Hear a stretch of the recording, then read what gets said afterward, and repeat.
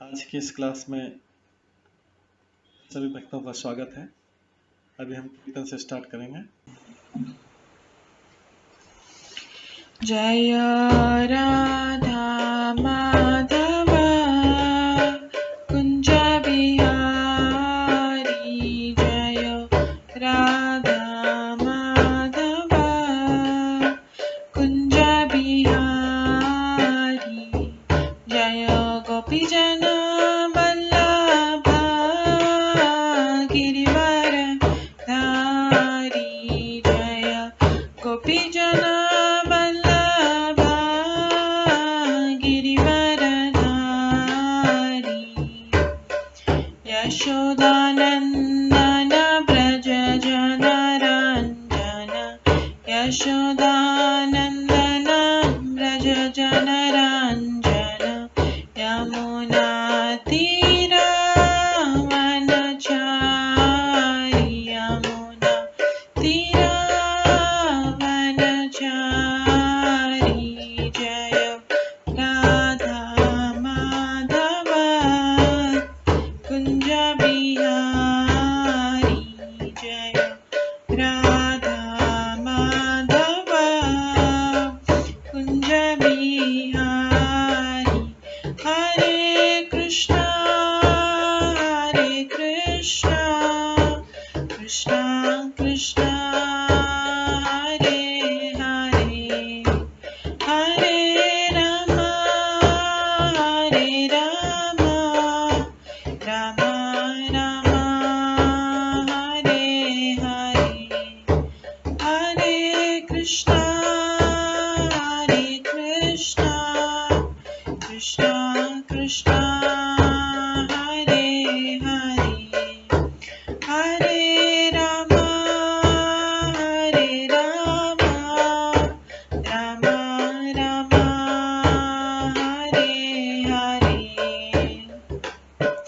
हरे कृष्णा कृष्णा कृष्णा हरे हरे, हरे राम राम राम हरे हरे, हरे कृष्णा कृष्णा कृष्णा हरे हरे, हरे राम राम राम हरे हरे, हरे कृष्णा कृष्णा कृष्णा हरे हरे, हरे राम राम राम हरे हरे, हरे कृष्णा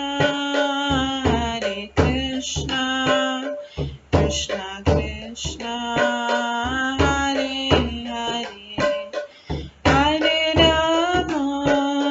राम राम राम हरे हरे, हरे कृष्णा कृष्णा कृष्णा हरे हरे, हरे राम राम राम हरे हरे, जय राधा माधव राधे, जय राधा गोविंद राधे, जय गौरनताय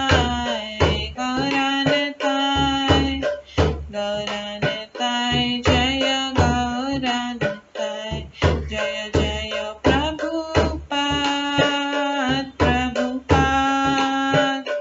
प्रभुपाद जय जय प्रभुपाद, जय जय गुरुदेव जय जय गुरुदेव, नित्य गौर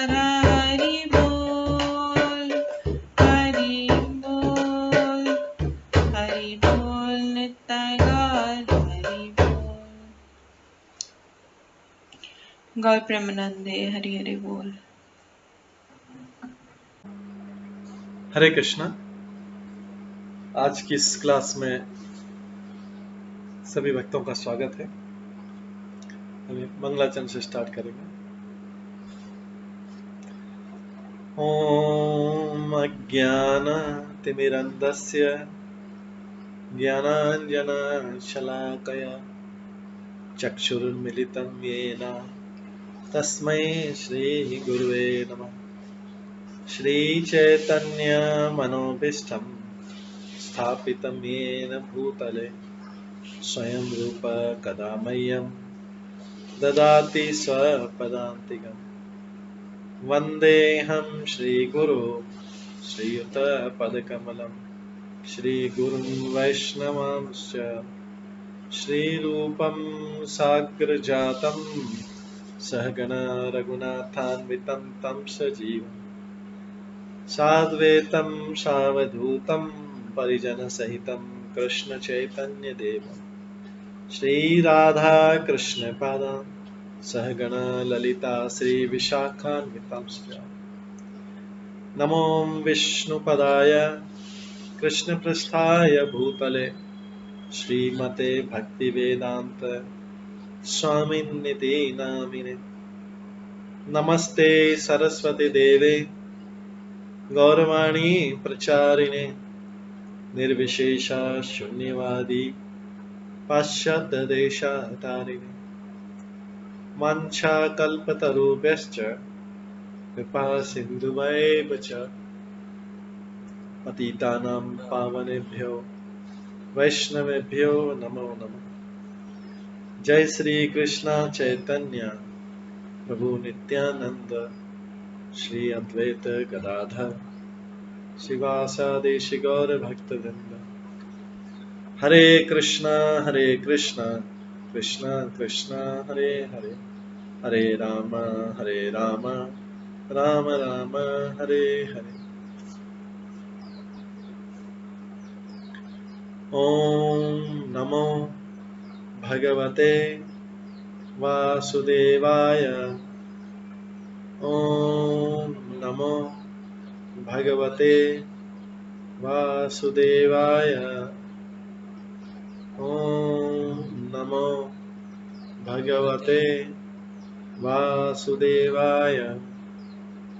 नारायणं नमस्कृत्य नरं चैव नरोत्तमं देवीं सरस्वतीं व्यासं ततो जयमुदीरये। नष्टप्रायेषु भद्रेषु नित्यं भागवत सेवया भगवते उत्तम श्लोके भक्तिर्भवति नैष्ठिकी। कृष्णाय वासुदेवाय देवकी नंदनाय च नन्दगोपकुमाराय गोविन्दाय नमो नमः। सर्ववेदान्तसारमे श्रीभागवतम् इष्यते तद्रसामृतात् नान्यत्र स्याद्रति क्वचित्। आराध्यो भगवान् ब्रजेश तनयस्तनुधाम वृन्दावन रम्या काचिदुपासना ब्रजवधूवर्गेण या कल्पिता। श्रीमद्भागवतं प्रमाणम् अमलं प्रेमकुमार्थमः श्रीचैतन्य महाप्रभुमतम् इदं तत्रादरो न परम्। मूकं करोति वाचालं पङ्गुलङ्घयते गिरिं यत्कृपातमहं वन्दे परमानन्दमाधवम्। हरे कृष्णा।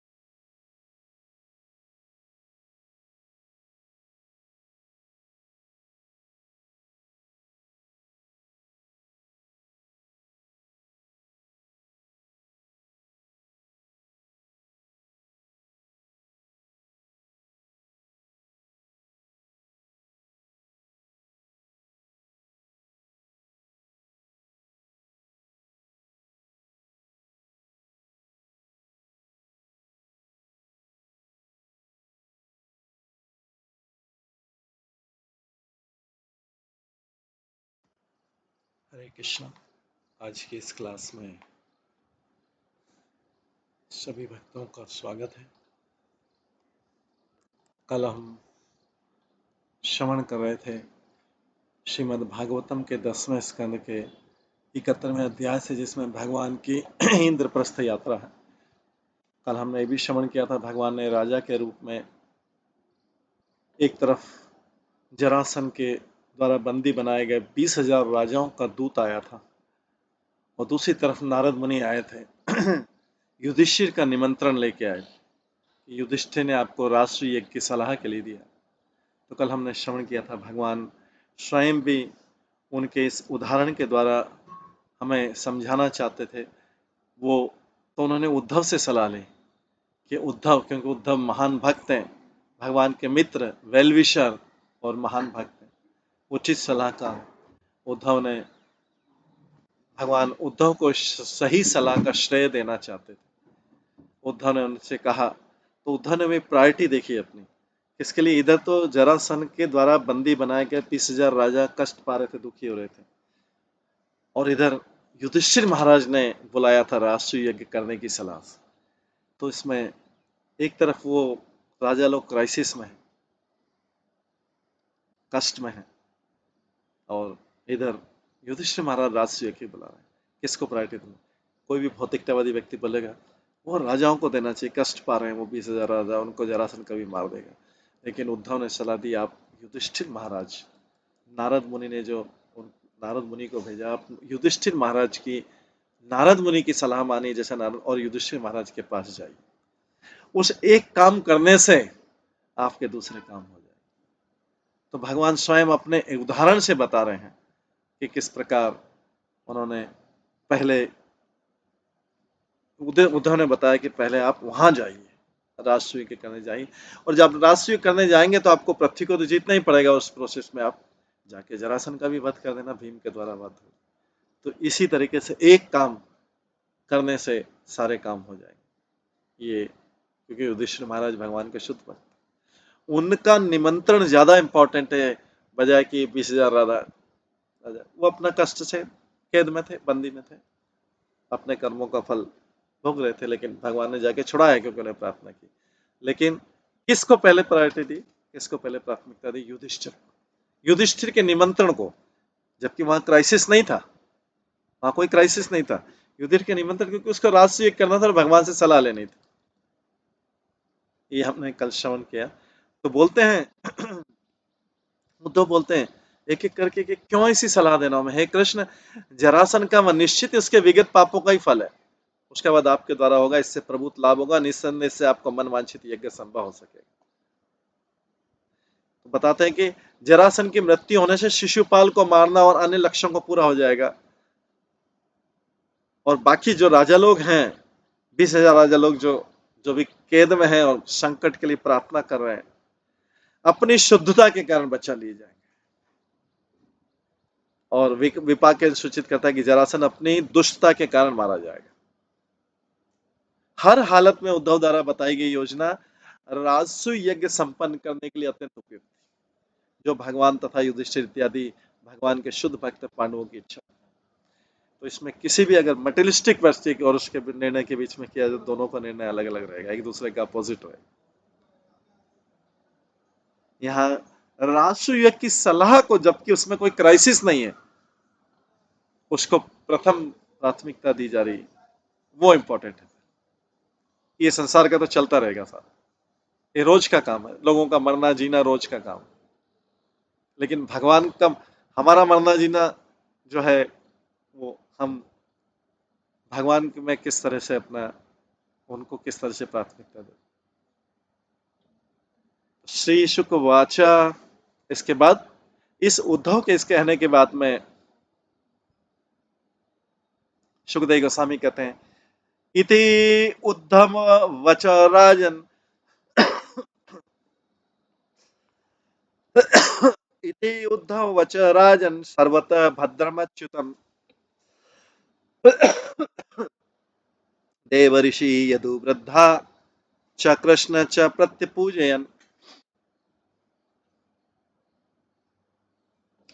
सुखदेव गोस्वामी ने कहा, हे राजन, देवर्षि नारद, वरिष्ठ यादव जन तथा कृष्ण सबों ने उद्धव के प्रस्ताव का ये आइडिया है, ये विचार सही। भगवान भी अंदर से यही चाह रहे थे, तो उद्धव ने ये सलाह देके भगवान के साथ अपनी इच्छा पूरी की। वरिष्ठ यादव जन तथा कृष्ण सब ने उद्धव के प्रस्ताव का स्वीकार किया, क्योंकि जो सर्वथा शुभ तथा अच्युत, वो चीज सबके लिए जो शुभ थी और अच्युत थी, वो यज्ञ को प्राथमिकता दी गई। बजाओ कि जाके राजा बोले हम मारे जाएंगे, उसकी बजाय यज्ञ को प्रथम था, जो सर्वथा शुभ तथा अच्युत। ये यज्ञ पूरी पृथ्वी के लिए था, 20,000 राजाओं वर्सेस पूरी पृथ्वी का, और राष्ट्रीय भगवान के द्वारा भगवान की उपस्थिति में संपन्न किया जाना था। तो सीधे स्वामी व्याख्या करते हैं, अच्युतम शब्द सूचित करते हैं कि उद्धव का प्रस्ताव तर्क से पुष्ट था। तो ऐसा हमारे जीवन में हमेशा निर्णय लेने का ही आएगा, कभी क्राइसिस है कभी क्या, तो इसमें ये तर्क से पूछना। ये नहीं सुखदेव गोस्वामी यदुवृद्धा शब्द द्वारा विशेष रूप से सूचित करते हैं, इस प्रस्ताव का स्वागत केवल कनिष्ठ लोग ही नहीं, अपितु वरिष्ठ लोग भी, सारे सीनियर्स ने भी किया। अनिरुद्ध जैसे युवक राजकुमारों को, जो युवा थे, उनमें से कुछ एक को प्रस्ताव पसंद नहीं आया होगा, लेकिन सारे वरिष्ठ जनों को और स्वयं भगवान को ये प्रस्ताव पसंद आया, क्योंकि इसमें प्राथमिकता भक्तों को दी गई और पूरी पृथ्वी के जनों को दी गई, फॉर ए लार्जर काज, एक बड़े कारण, पृथ्वी पे एक बड़ा कारण। अथ आदिशत प्रयाणाय भगवान देवकी सुतः भृत्यान दारुक जैन भृत्यान दारुक जैत्रातीन अनुज्ञाप्य गुरुन विभु। देवकी पुत्र सर्वशक्तिमान भगवान ने अपने वरिष्ठ से विदा होने की अनुमति मांगी। कृष्ण ने अपने वरिष्ठ जनों से विदा होने की, मेरे को यज्ञ के लिए जाना है पांडवों के पास।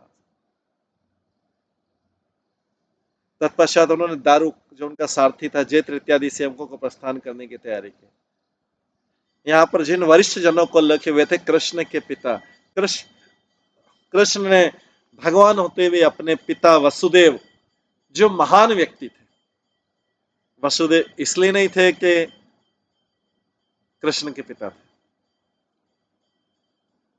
नहीं तो फिर प्रहलाद महाराज को हर चीज हिरण्यकश्यप से, दुष्ट से पूछनी पड़ती है। हिरण्यकश्यप उनका पिता, लेकिन वसुदेव उनके पिता महान थे। वसुदेव शुद्ध भक्त थे, इसलिए उनसे परमिशन। प्रहलाद महाराज किसी को शिक्षा देने के लिए अपने पिता से नहीं पूछते थे। प्रहलाद महाराज के पिता हिरण्यकश्यप थे, कृष्ण के पिता वसुदेव, लेकिन महान। आगे निर्गम्य अवरोधान स्वांस सुतांस परिच्छदान संकर्षणम अनुज्ञाप्य यदु राजम च शत्रुघ्न सुतोपनीतम स्वरथम आरुहत गरुध्वजम।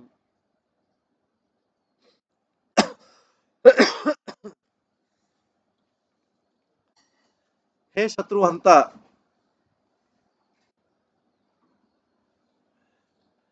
अभी कृष्ण जल्दी में थे, पहले उन्होंने रथ बढ़ा दिया, फिर उनको बोल दिया, बाकी लोगों को बोल दिया पत्नियों को, पुत्रों को, सामान को ही भेज जाने की व्यवस्था कर लेना, वो आते रहेंगे पीछे। लेकिन कृष्ण जो है अपने प्रिय भक्त युधिष्ठिर महाराज को सलाह देने के लिए तुरंत भाग रहे हैं। अपनी शत्रुहंता अपनी पत्नी और पुत्रों तथा सामानों को भेज जाने की व्यवस्था करने के बाद, उनकी व्यवस्था कर संकर्षण तथा राजा उग्रसेन से विदा लेने के बाद भगवान कृष्ण अपने रथ पर चढ़ गए, जिसे उनका सारथी ले आया। इस पर गरुड़ चिन्हित पताका फहरा रही।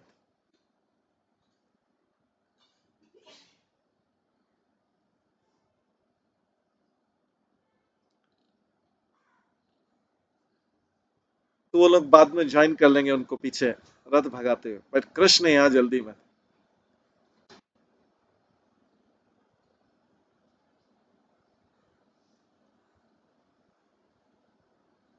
इस अध्याय के शेष भाग में कृष्ण द्वारा इस नगर की यात्रा, फिर उसके इसका भी यात्रा करवाने किस प्रकार कृष्ण जा रहे थे। ततो रथ द्वीप भटा भट साधिनायके करालया परिव्रत आत्मसैन्या मृदंग भैरियानक शंख गोमुखे प्रघोष घोषित कुकुबा निरक्रमत। जो ही मृदंग भेरी दुदंभी शंख तथा गोमुख की ध्वनि तरंगों से सारी दिशाएं गूंजने लगी तो ये भगवान कृष्ण अपनी यात्रा के लिए चल पड़े। उनके साथ में रथों, हाथियों, पैदलों तथा घुड़सवार के सेना दलों के मुख्य अधिकारी थे और वे चारों ओर से अपने भयानक निजी रक्षकों द्वारा घिरे थे। कांचन शिबिकाभ्यच्युतम् सहात्मजापतिम् अनुसुव्रता वराम्बराभरणं विलेपन्स्त्रजः सुसंव्रतान्रभिः असिचर्मपाणिभिः। भगवान अच्युत की सती साध्वी पत्नियां अपनी संतानों सहित पालकी में भगवान के पीछे पीछे जा रही थी। भगवान पहले अकेले स्टार्ट कर जिन्हें शक्तिशाली पुरुष उठाए ले जा रहे थे और रानियां सुंदर वस्त्रों, आभूषणों, सुगंधित तेलों तथा फूल की मालाओं से सजी थी और चारों ओर से सैनिकों द्वारा घिरी थी जो अपने हाथ में तलवार ढाल लिए हुए थे। नरोस्त्रिगो महिष खराश्वतरियना करेणुभि परि जनवार योषित शूलंकथा कुटिकम बलम्बरादि उपस्कराय अद्युच्च सर्वतः। उनके चारों ओर खूब सजी धजी स्त्रियां, उसके बाद दासियां और सब जो कि राजघराने की सेविकाएं तथा राज दरबार की पत्नियां थी चल रही थी। वे पालकियों तथा ऊंटों, बैलों, भैंसों, गधों, खच्चरों, बैलगाड़ियों तथा हाथियों पर सवार। उनके वाहन घास के तंबुओं, कंबलों, वस्त्रों तथा यात्रा की अन्य सामग्री से खचाखच भरे हुए। यहाँ पर घर बार के जिन चाकरों का उल्लेख हुआ है उनमें उनके उस राजमहल के धोबीने और अन्य सहायक सम्मिलित।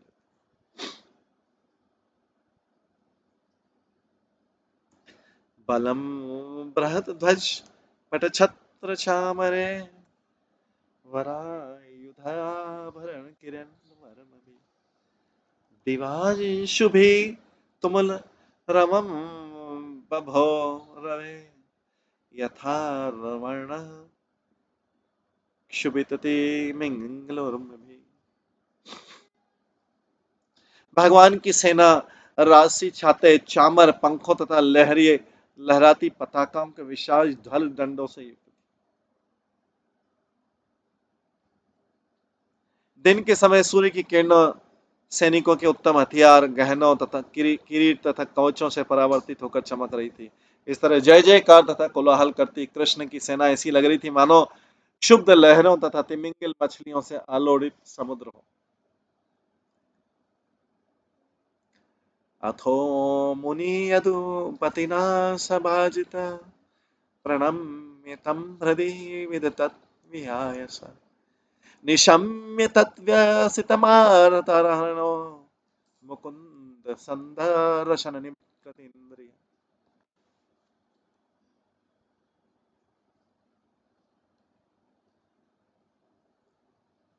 यदुओं के प्रमुख श्री कृष्ण द्वारा सम्मानित होकर नारद मुनि ने भगवान को नमस्कार किया।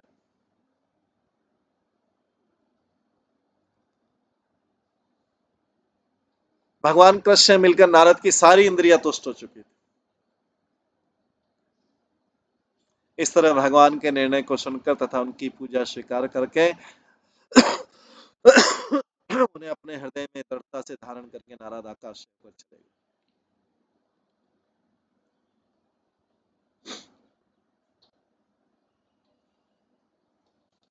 राजदूतम उवाच इदम भगवान प्रणीयन गिरा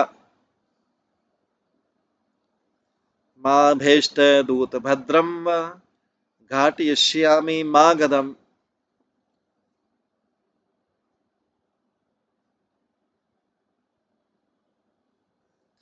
राजाओं द्वारा भेजे गए दूत को भगवान ने मीठे शब्दों में संबोधित किया।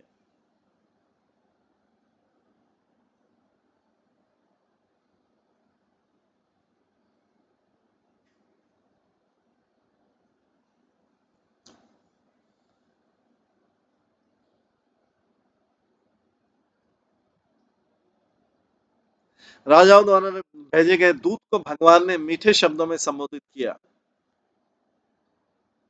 तो भाई भगवान को इधर चल दिए तो राजाओं वाले दूत का क्या होगा, उसको मैनेज करना पड़ेगा कि राजाओं ने भी बुलाया था और राजाओं ने पहले बुलाया था। 20,000 राजाओं ने संकट में थे जरासंध के कारण।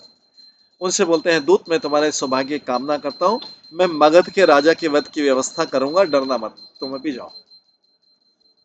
जबकि पहले आए हुए थे, लेकिन भगवान धर्म के अनुसार क्या करना चाहिए, धर्म क्या कहता है, व्हाट इज राइट, उद्धव ने क्या सलाह दी, वो इंपॉर्टेंट। भगवान इसमें पहले बाद में आए कभी नहीं करे, सहायता मांगने के लिए कौन पहले आया था, ये राजा वाला आया था, लेकिन भगवान ने इसको प्रायोरिटी दी।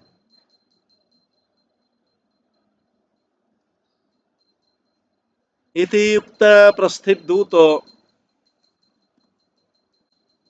यथावत अवदत नृपान ते अपि संदर्शनम शौरे प्रत्यक्षेण यत मुमुक्षवः। इस प्रकार कहे जाने पर दूत चला गया और जाकर राजाओं से भगवान का संदेश सही सुना दिया। तब स्वतंत्र होने के लिए उत्सुक वे सभी भगवान कृष्ण की भेंट करने के लिए आशान्वित होकर प्रतीक्षा करने लगे। तो भागवत में एग्जाम्पल सेट करता है कि कौन सी चीज फर्स्ट प्रायोरिटी है हमारे जीवन। राजाओं के दूत आया था कि हमें बचा लो, हमें बचा लो, और इधर से नारद मुनि आए थे पांडवों का मैसेज लेके कि वो राष्ट्रीय की सलाह के लिए बुला रहे हैं। तो कोई भौतिकतावादी व्यक्ति बोल सकता है राजाओं का मरना वो उनको मार देगा, वो ज्यादा इंपॉर्टेंट है, और वो पहले आया। लेकिन भगवान ने अपने प्रिय भक्त युधिष्ठिर महाराज का जो संदेश था कि राजसु यज्ञ के लिए हमें सलाह देने के लिए प्लीज कृपया करके आइए, इसमें कोई अर्जेंसी नहीं थी, फिर भी भगवान ने इसको फर्स्ट प्रायोरिटी दी। इसी प्रायोरिटी में, इसी काम को करने में वो जरासंध का वध कर लेंगे, वो दूसरा काम भी हो जाए। लेकिन यहाँ युधिष्ठिर के संदेश को पहली प्राथमिकता, जो नारद मुनि लाए थे।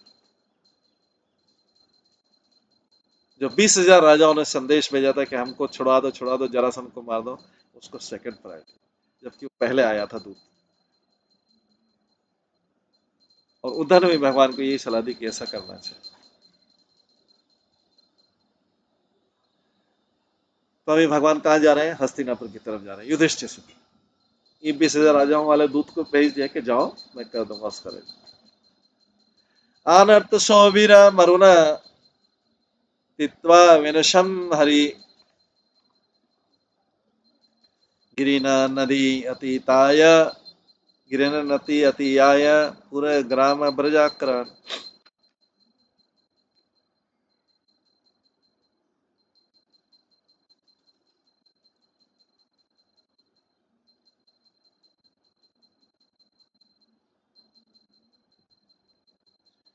अनर्थ सौवीर मरुदेश तथा विनशन प्रदेश से होकर यात्रा करते हुए भगवान हरि ने नदियां पार की और वे पर्वतों, नगरों, ग्रामों, चरागाहों तथा खानों से होकर गुजरे।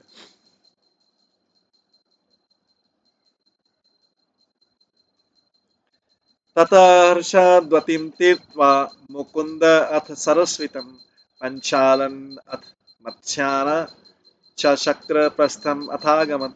वृषदूती और सरस्वती नदियों को पार करने के पश्चात वे पांचाल तथा मत्स्य प्रदेशों में से गुजरते हुए अंत में इंद्रप्रस्थ पहुंचे।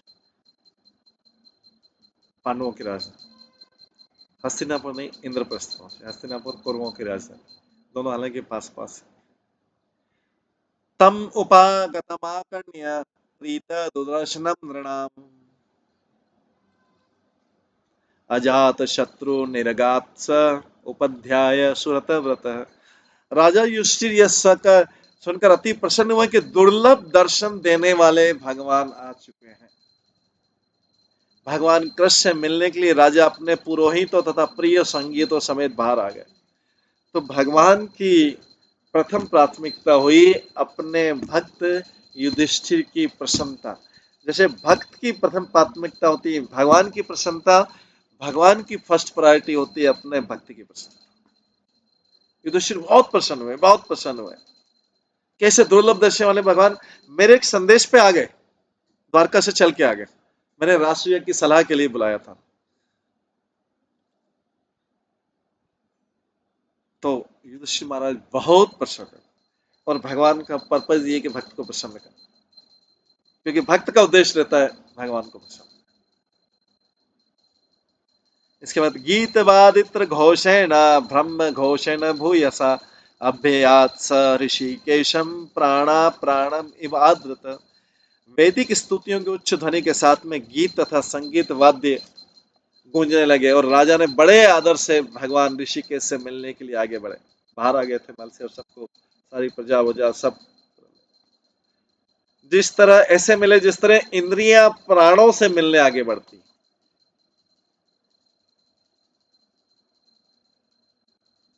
जैसे इंद्रियां प्राणों से आगे मिलने, तो यहाँ पे ये उदाहरण क्यों किया गया है इंद्रियां प्राणों से? क्योंकि नाम बोला गया भगवान ऋषिकेश। ऋषिकेश मतलब होता है इंद्रियों के स्वामी। तो हमारी इंद्रियों के भौतिक रूप से इंद्रियों का स्वामी प्राण है, क्योंकि प्राण रहेंगे तो इंद्रियां कुछ कर पाएंगी, प्राण नहीं रहेंगे तो इंद्रियां कुछ नहीं कर पाएंगी। तो भौतिक रूप में, शारीरिक रूप में देखा है तो इंद्रियों का स्वामी प्राण। तो भगवान युधिष्ठिर के लिए उनके स्वामी कौन है? भगवान कृष्ण। इसलिए बोला गया ऋषिकेश, जो इंद्रियों के स्वामी। जिस तरह इंद्रियां प्राणों से मिलने के लिए आगे बढ़ती है, उसी प्रकार से युधिष्ठिर महाराज ऋषिकेश या कृष्ण से मिलने के लिए आगे बढ़े। तो युधिष्ठिर महाराज उस चेतना से आगे बढ़े, क्योंकि चेतना के बिना इंद्रियां व्यर्थ। इंद्रिया चेतना के माध्यम से ही, चेतना में प्राण भी आ जाता, ये चेतना के माध्यम से कार्य करती है। और इस प्रकार जब व्यष्टि आत्मा कृष्ण भावनामत अर्थात भगवत प्रेम से विहीन हो जाती है, जब आत्माएं भगवत प्रेम से, उनका भगवान के प्रति कोई प्रेम नहीं, सारे संसार के प्रति प्रेम है लेकिन भगवान के प्रति प्रेम नहीं, भगवत प्रेम से विहीन हो जाती है, तो वे जीव जो है व्यर्थ और मायामय संघर्ष में संघर्ष करता रहता है पूरे जीवन, जिसे भव या संसार कहते हैं, इसमें संघर्ष करता है, क्योंकि भगवत प्रेम विहीन है। एक भगवान के भक्ति करने का प्रयास अलग है, लेकिन भगवत प्रेम विहीनता एक अलग। तब तक संघर्ष करना पड़ता है जब तक कि भगवत प्रेम उदित नहीं।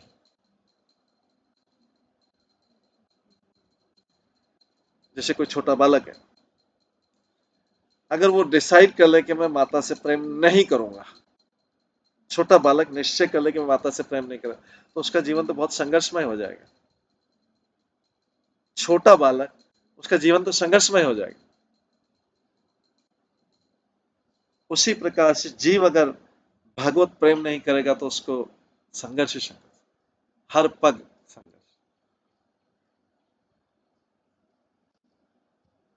और भगवत प्रेम में बहुत समय लगता है, उसके लिए बहुत प्रयास करना पड़ता है। वो सारे प्रयास करना पड़ता है जो भगवान को पसंद है, उनकी लाइकिंग के अनुसार।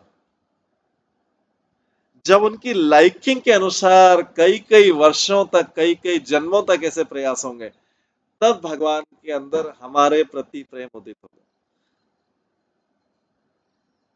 कि इसने मेरे लिए इतना संघर्ष किया।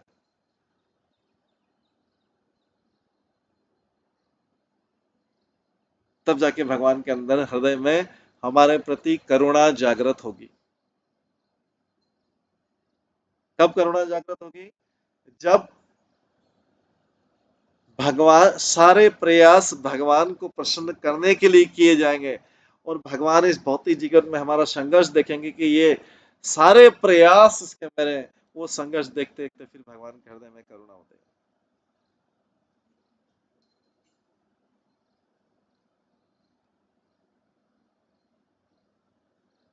नहीं तो भगवत प्रेम बिना तो ये व्यर्थ और माया में संघर्ष, जिसे भाव या संसार कहते हैं, इंद्रिया इसमें प्रवेश कर जाती है। राजा युधिष्ठिर जैसे शुद्ध भक्त कभी भी भगवान की संगति से विहीन नहीं होते। तो इसलिए जो भी मटेरियल प्रॉब्लम है उससे वो डिस्टर्ब नहीं, क्योंकि वो उनके अंदर में तो पता था कि भगवान तो है हमारे, चाहे दुर्योधन कुछ भी करता रहे, धृतराष्ट्र कुछ भी करता रहे। तो अपेरेंटली बाहर से लगता है कि उनको संघर्ष हुआ होगा, लेकिन इंटरनली तो वो पूरा भगवान के पूरी तरह आश्रित। तो भगवान ने उनके लिए हर बार उनको मारने के जो भी प्रयास किए गए, भगवान ने उसको बचाने का अरेंजमेंट किया गया, क्योंकि भगवान इस उदाहरण के द्वारा ये बताना चाह रहे थे कि मेरे भक्त सारे संघर्षों के बावजूद मुझे नहीं छोड़ते। नहीं तो भौतिक जगत में अगर किसी को थोड़ा संघर्ष करना पड़ेगा, वो बोले सबसे पहले इस भक्ति को त्यागो।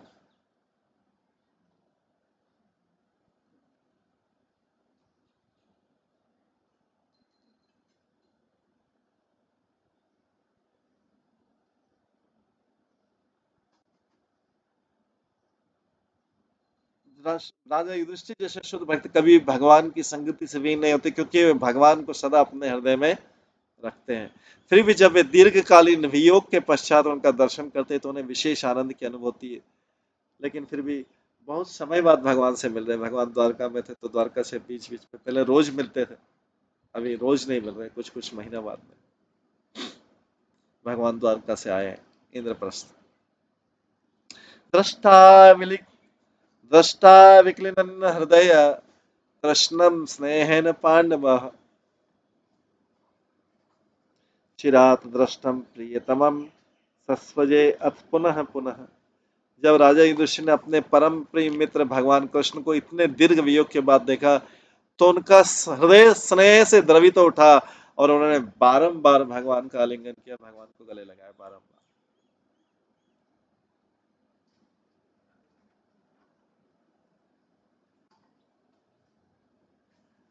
दोर्भ्यां परिष्वज्य रमामलालयम् मुकुंद गात्रम नृपति हतशु लेभे परानिमृतिमर्षुलोचन ऋषयत् तनु विस्मृत लोक विभ्रम। भगवान कृष्ण का नित्य स्वरूप लक्ष्मी जी का सनातन स्थान है। तो भगवान लक्ष्मी जी कहाँ बैठती है? भगवान के हृदय में। तो जब युधिष्ठिर ने उनका आलिंगन किया, युधिष्ठिर ने उनको गले लगाया तो लक्ष्मी जी का भी स्पर्श हुआ और वे समस्त भौतिक कलमश से मुक्त हो गए। उन्हें तुरंत दिव्य आनंद की अनुभूति और वे सुख सागर में निमग्न हो गए। उनकी आंखों में आंसू आ गए युधिष्ठिर महाराज के, और भाव अविष्ट होने से उनका शरीर कांपने लगा। वे पूरी तरह से भूल गए कि वे इस भौतिक जगत में रह रहे हैं। ये था कृष्ण का और युधिष्ठिर का मिलन।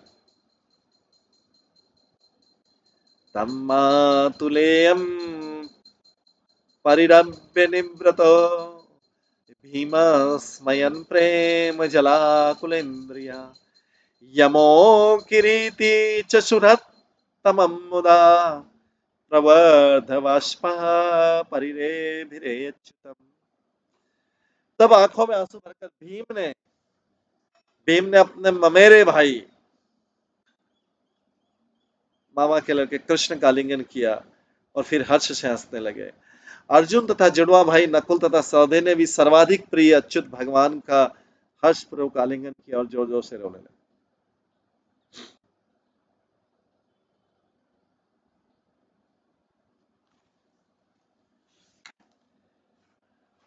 अर्जुनेन परिष्वक्त यमाभ्यामभिवादितः ब्राह्मणेभ्यः नमस्कृत्य वृद्धेभ्यः यथार्थः मानिनः मानयमास कुरु संजय के कयान। तब अर्जुन उनका पुनः आलिंगन कर चुके और नकुल तथा सहदेव ने नमस्कार कर चुके हैं। तो श्री कृष्ण ने ब्राह्मणों तथा उपस्थित बड़े बूढ़ों को नमस्कार किया, जो भी सारे बड़े, इनसे मिलने के बाद, इन पहले इन शुद्ध भक्तों से मिलने के बाद, सारे जो पांडव पहले इनसे मिले और फिर इसके बाद बड़े बूढ़े ब्राह्मण, उनके भगवान के मिलने की भी प्रायोरिटी किससे पहले मिल रहे हैं। हालांकि ये सब पांडव तो एज में छोटे थे, लेकिन उसके बाद बड़े बूढ़े ब्राह्मणों से सब मिले।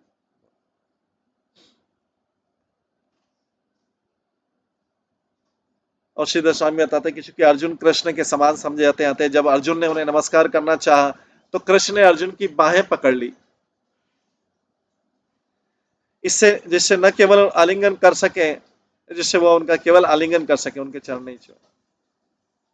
किंतु जुड़ों ने मतलब नकुल सहदेव ने कनिष्ठ होने के कारण झुककर नमस्कार किया और कृष्ण के चरण पकड़े। सूतमागध गंधर्वा वंदिन चोपमंत्रिण मृदंग शंख पटवीणा पणव गौमुखे ब्राह्मणाच अरविंदाक्षम तुष्टव ननुत जगो। सूतों, मागधों, गंधर्वों, वंदीजनों, विदुषकों तथा ब्राह्मणों में से कुछ ने स्तुति की, कुछ ने नाच गाकर कमल नेत्र भगवान का यशोगान किया। मृदंग, शंख, दुदंबी, वीणा, पड़ाव तथा गोमुख गूंजने लगे।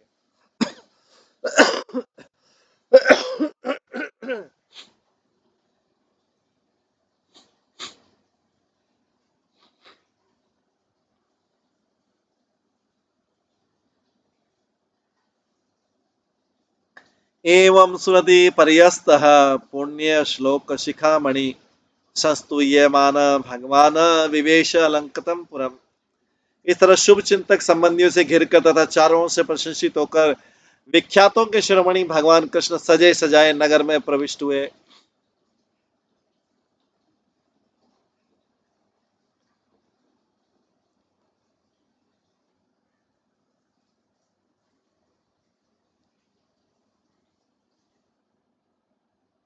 तो श्रील प्रभुपाद लिखते हैं, जब भगवान कृष्ण शहर में प्रवेश करे तो सारे लोग परस्पर भगवान की यश की चर्चा कर रहे थे और उनके दिव्य नाम, गुण, रूप इत्यादि की प्रशंसा कर रहे थे।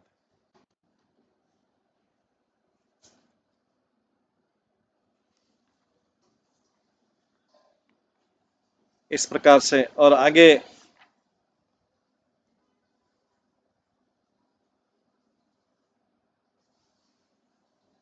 हम वर्णन करेंगे, वर्णन सुनेंगे किस प्रकार से पांडवों ने भगवान के स्वागत के लिए इंद्रप्रस्थ को किस तरह से सजाया गया था। उनके लिए सबसे प्रिय व्यक्ति आ रहा है, पांडवों के लिए सबसे प्रिय व्यक्ति आ रहा है, भगवान कृष्ण।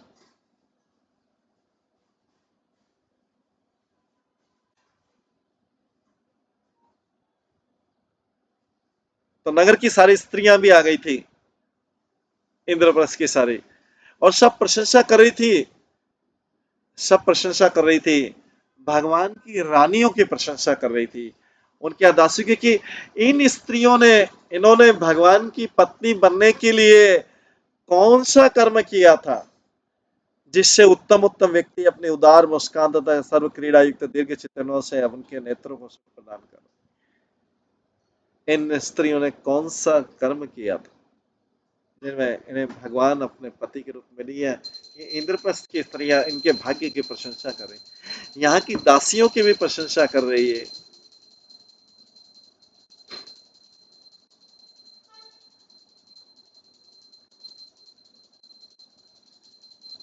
इस प्रकार से हम देखते हैं कि इंद्रप्रस्थ सजा था। इसके बाद इंद्रप्रस्थ का पूरा कैसे सजा हुआ था, कैसे फूल मालाएं थी, झंडी थी भगवान के स्वागत के लिए, ये हम कल की क्लास में श्रवण करेंगे।